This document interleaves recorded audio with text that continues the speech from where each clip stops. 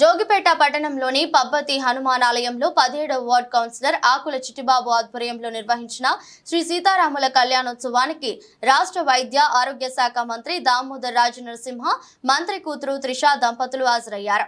అలాగే BJP MP అభ్యర్థి BB Patil కూడా ఈ కళ్యాణోత్సవంలో పాల్గొని ప్రత్యేక పూజా కార్యక్రమాలు చేపట్టారు. అనంతరం అన్నదాన కార్యక్రమాన్ని నిర్వహించారు.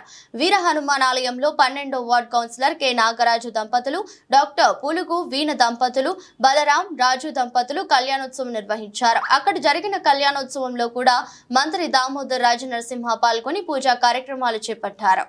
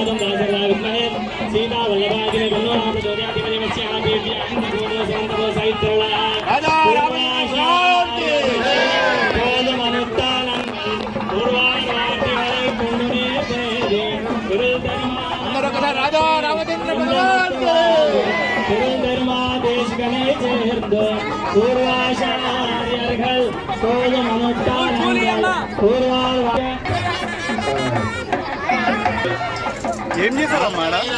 తెల్లని ముత్యాలు స్వామివారి యొక్క పాదములపై కడిగాలి. నియమైన శ్రవణుడు కదా తెల్లైన ముత్యాలు నీళ్ళలోకి మారిపోతా ఉన్నాయి. కూడా స్వామివారి యొక్క కటాక్షాలు, కృపా కటాక్షాలు, అమ్మవారి యొక్క కృపా కటాక్షాలు ఈ యొక్క రాష్ట్రం పైన గొప్పగా ఉండాలని